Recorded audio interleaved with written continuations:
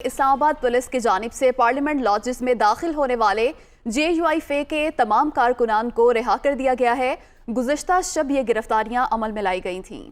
وفاقی دارالحکومت میں امن و امان برقرار رکھنے کے حوالے سے حکومت کی جانب سے کیا اقدامات کیے گئے ہیں، اس وقت کی تازہ ترین صورتحال جانتے اپنے نمائندے قمر المنور سے۔ جی قمر، بتائیے گا کل کتنے کارکنان ہیں جنہیں رہا کیا گیا ہے؟ جی 19 کارکنان اور 2 MNAs کو گزشتہ روز جو ہے وہ گرفتار کیا گیا تھا، جس وقت وہ پارلیمنٹ لاجز کے اندر جو تھے، اور کہا یہ جا رہا تھا کہ ان کی گرفتاری جو ہے وہ اس لیے عمل میں لائی گئی ہے کیونکہ یہ جتنے بھی لوگ موجود ہیں یہ ایک جتھے کی صورت میں یہاں پر پہنچے ہیں۔ تاہم JUI کا یہ موقف تھا کہ یہ تمام لوگ ان کے کارکنان ہیں اور یہاں پر مہمان کے طور پر آئے تھے۔ ان کو گرفتار کر کے تھانہ اپارہ لے جایا گیا تھا، جس کے بعد JUI کے جو امیر ہیں ان کی جانب سے یہ کہا گیا کہ تمام ملک کے جو روڈز ہیں ان کو بند کر دیا جائے۔ اس کے بعد صرف اسلام آباد میں اگر کہا جائے تو باراکو اور سری نگر ہائی وے جو ہے اس کو بلاک کیا گیا۔ اس کے علاوہ ایک دھرنا جو ہے وہ تھانہ اپارہ جہاں پر تمام گرفتار کارکنان تھے ان کو رکھا گیا تھا۔ اس کے بعد ان کی رہائی جو ہے الگ صبح عمل میں لائی گئی اور پولیس کے مطابق یہ کہا جا رہا ہے کہ یہ ان کو شخصی ضمانت پہ جو ہے وہ رہا کیا گیا ہے، کیونکہ اس جگہ پر جس جگہ سے ان کو گرفتار کیا گیا ہے یہ پارلیمنٹ لاجز ہے، اور پارلیمنٹ لاجز کے اندر جو ایک جتھے کی صورت میں لوگ جو ہیں وہ داخل ہوئے، اسی وجہ سے ان کی گرفتاری عمل میں لائی گئی۔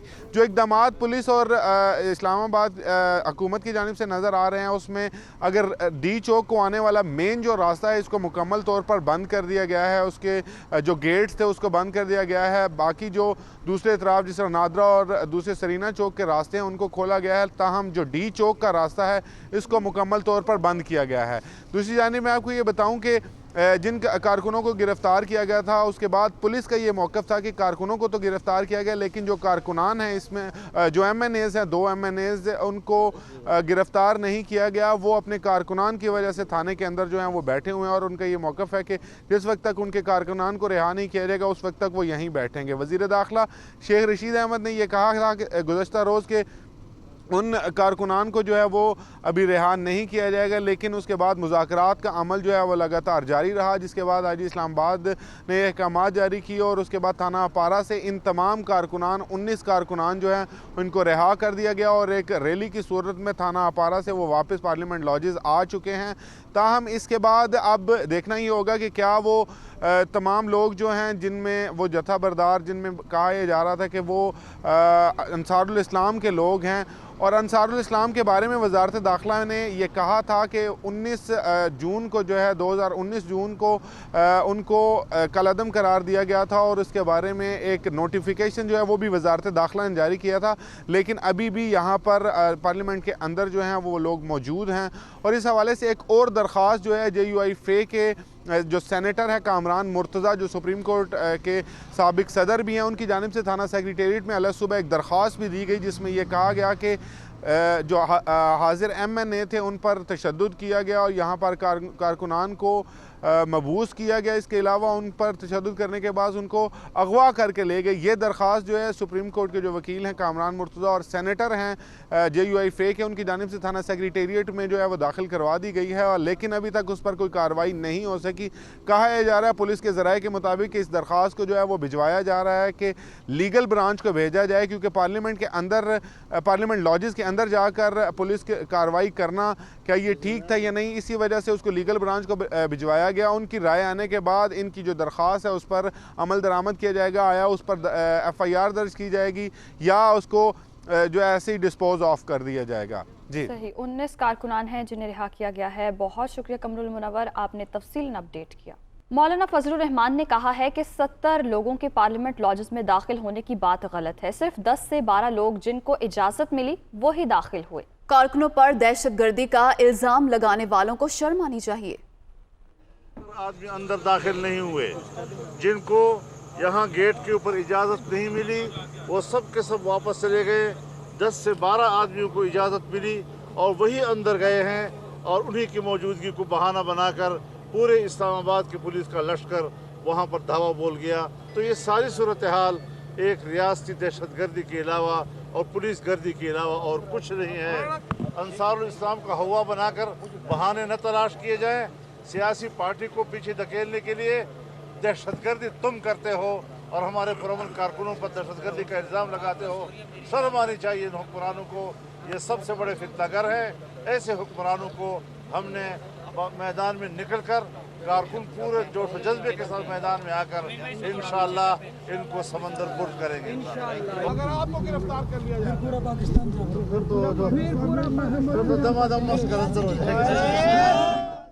दूसरी जानिब वज़ीर दाखिला शेख रशीद ने कहा है कि अपोजिशन ने पार्लियामेंट में धावा बोला, किसी MNA को गिरफ्तार नहीं किया, मुखालफिन से अदम एतमाद के लिए 172 वोट पूरे नहीं हो रहे। वज़ीर दाखिला शेख रशीद ने वार्निंग दी, मुल्क में बहरान पैदा ना करें वरना कानून हरकत में आएगा।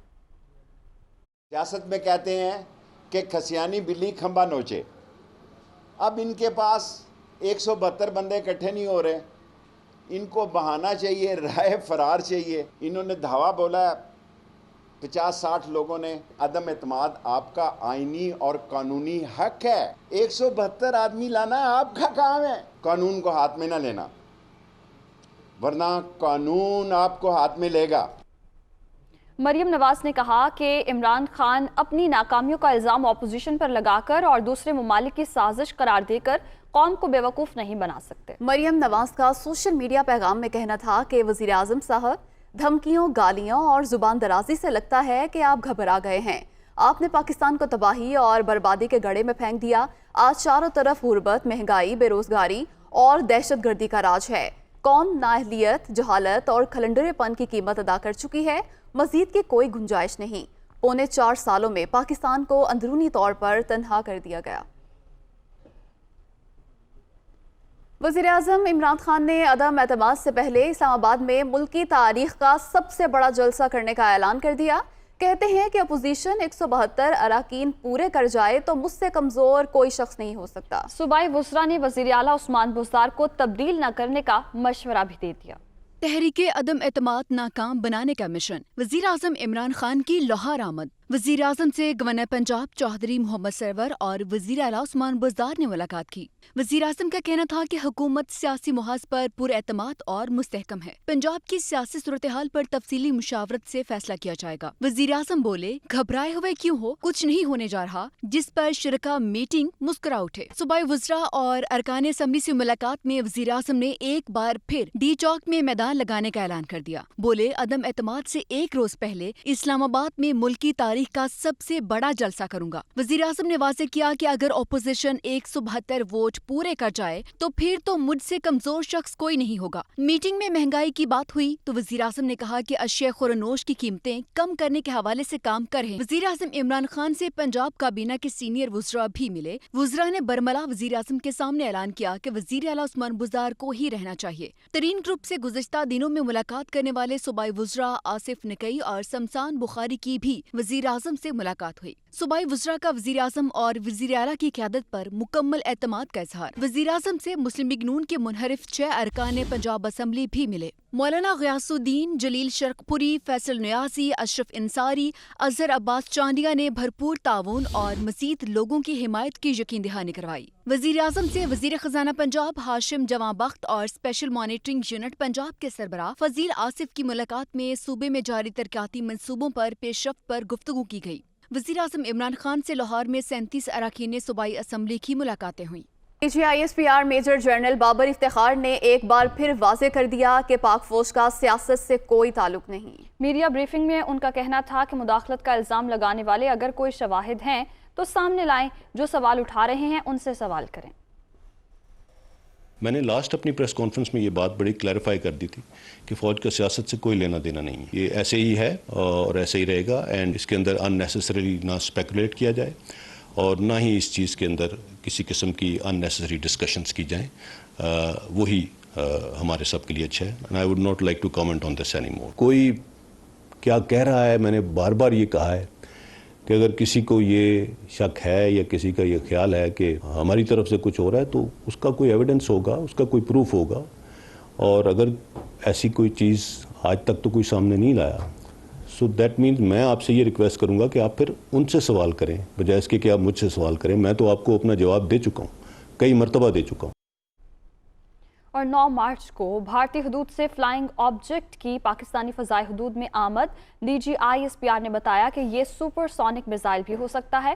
गैर मुसल्लह चीज़ 3 मिनट 24 सेकंड मौजूद रही। भारत को वाक़े की वजाहत करना होगी। نیوز کانفرنس میں D G I S P R کا کہنا تھا پاکستان نے ہمیشہ ذمہ دار ملک ہونے کا ثبوت دیا۔ 9th of March 2022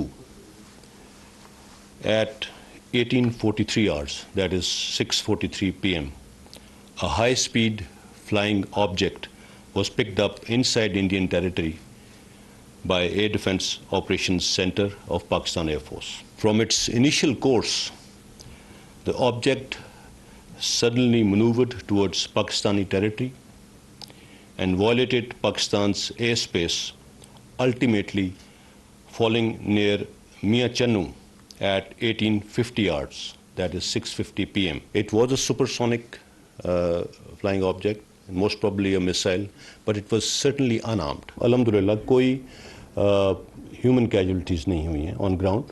جہاں پہ اس کا امپیکٹ ہوا وہاں پہ قریب ایک جو بلڈنگ تھی اس کی ایک دیوار ڈیمیج ہوئی. پی ایم اوز لیول پہ ایسا کوئی رابطہ نہیں ہوا. یہ کیا تھا میں اس کے بارے میں وی آر ناٹ شیور. جیسے میں نے کہا کہ اس کو ایکسپلین انڈیا نے کرنا ہے. بینگ اے ریسپانسبل نیشن ہم اس کے اوپر کوئی کسی قسم کی اشتعال انگیزی یا کوئی اس طرح کی چیز نہیں کر رہے. ہماری اپنی بھی ڈیٹیلڈ انکوائری ابھی چل رہی ہے. We still looking into things. Forensics ہو رہے ہیں. 260 کلومیٹر تقریباً جو ٹریول کیا ہے وہ ان اٹ سیلف اس کی سپر سونک اس کی اسپیڈ جس آلٹیچیوڈ پہ یہ آیا ہے 40,000 میٹرس کے اوپر, that in itself tells us something. So کہ یہ موسٹ پرابلی ایک مسائل ہی ہے. ہمسایہ ملک میں اس وقت ایک جب وڈرال ہوا ہے یو ایس فورسز کا ایک ویکیوم آیا ہے اور اس میں کچھ ایسی شر پسند عناصر ایسی ٹیررسٹ آرگنائزیشنز وہاں پہ بیٹھی ہوئی تھیں جن کو ابھی کنٹرول کرنے میں ان کو ٹائم لگے گا.